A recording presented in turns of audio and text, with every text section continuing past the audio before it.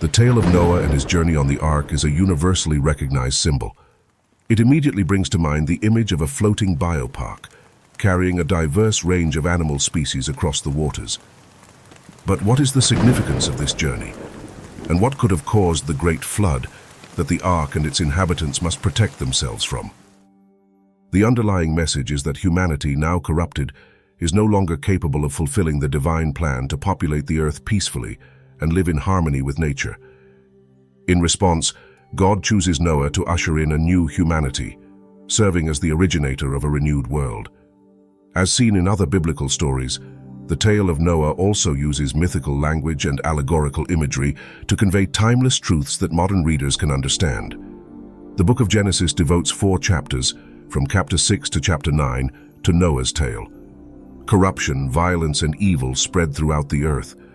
Only Noah and his family remained righteous before God.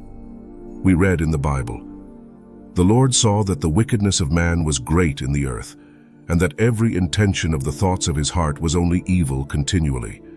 And the Lord regretted that he had made man on the earth, and it grieved him to his heart. So the Lord said, I will blot out man whom I have created from the face of the land, man and animals, and creeping things and birds of the heavens, for I am sorry that I have made them." But Noah found favor in the eyes of the Lord. Genesis 6:5-9. A great flood was decreed by divine judgment, caused by relentless rain that lasted for 40 days and 40 nights, in order to wipe out all life from the surface of the earth. However, the fate of humanity relied on the righteousness of one person. Noah, along with his wife, 3 sons, Shem, Ham, and Japheth, and their wives, were chosen to ensure the survival of a new humanity and protect all forms of life and species from the flood.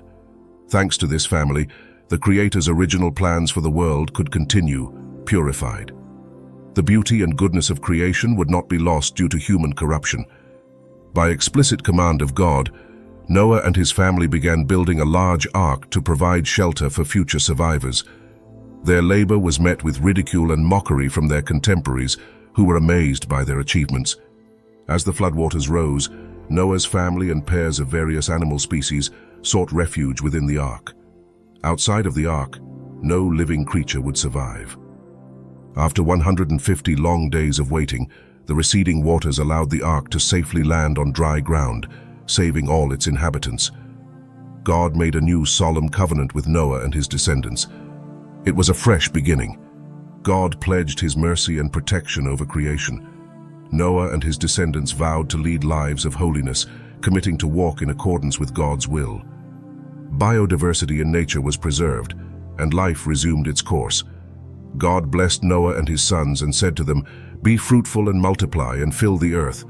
Behold, I establish my covenant with you and your offspring after you, and with every living creature that is with you, the birds, the livestock, and every beast of the earth with you, as many as came out of the ark. It is for every beast of the earth.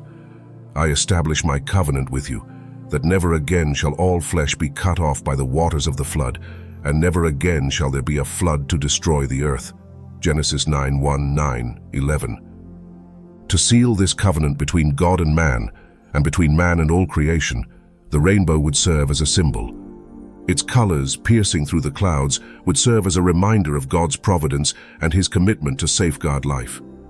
And the Creator declared, "This is the sign of the covenant which I am making between me and you and every living creature that is with you for all successive generations. I set my bow in the cloud, and it shall be for a sign of a covenant between me and the earth.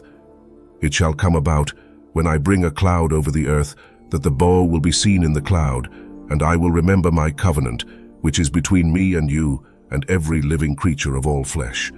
And never again shall the water become a flood to destroy all flesh. When the bow is in the cloud, then I will look upon it, to remember the everlasting covenant between God and every living creature of all flesh that is on the earth." Genesis 9:12-16.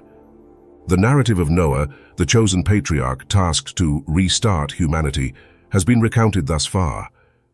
But how should we interpret this story and its relevance to us, the inhabitants of the modern world? It is evident that the biblical text should not be approached with the intention of gaining scientific or historical knowledge in a strict sense. The flood cannot be deemed universal in terms of geography, and it is physically impossible for 4 men and 3 women to construct a vessel capable of accommodating all living species from across the globe. Instead, the tale of Noah conveys important lessons about the relationship between God and humans, the obligation to reject evil and embrace goodness, the value of life, and the responsibility to care for all living beings and the environment as a whole. It teaches us that corruption and the spread of wickedness can lead to the downfall of humanity, even when things seem to be going as usual. Those who heed God's call, like Noah, must have the bravery to act upon it, even if it means going against the norm and risking ridicule, even if the majority continues to live in their comfort zones, succumbing to inertia and following the habits of the masses, oblivious to the significant changes that require recognition and concrete actions. Perhaps, just as Noah tried to awaken his contemporaries from their apathy, some influential moral leaders of today may also strive to rouse their peers, encouraging them towards virtuous life choices, even if the vast majority remains indifferent. The symbol of the ark reminds us that life is a precious gift that must be safeguarded and preserved, defended against the forces of evil and nature that threaten it. The diversity of all creatures on earth is a blessing, and preserving them is a noble deed. Human ingenuity, akin to Noah's, can confront the challenges of its time and seek solutions, aided by technological and scientific progress. An alliance must be forged between humanity and nature, with the Creator as its guarantor. For the cosmos, nature, and humanity are interconnected.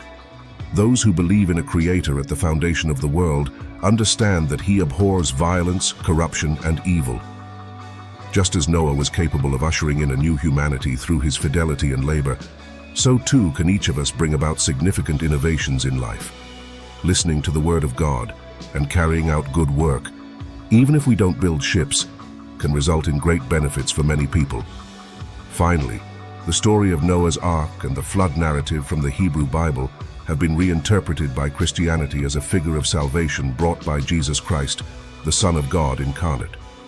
The flood waters symbolize the waters of Christian baptism, in which the old man dies and the new man, a child of God, is born through the Spirit. Noah himself is a figure of Christ, for the righteous behavior of one will bring about the salvation of all. The peace and covenant established at the end of the flood represent figures of the Messianic era, of the new heavens and the new earth, in which every creature, liberated from corruption and death, will partake in the glorious rest of the Creator. Faced with the resurgence of evil and corruption, unfortunately ever present in human society, what should one do? Christian salvific economics teaches us not to react by invoking new floods and punishments from heaven, but, in the words of St. Paul, to overcome evil with good, building in goodness and exercising forgiveness as a necessary condition to obtain God's forgiveness. If you enjoyed the video, please share it with your loved ones. Thank you for watching the video. May the light illuminate your path.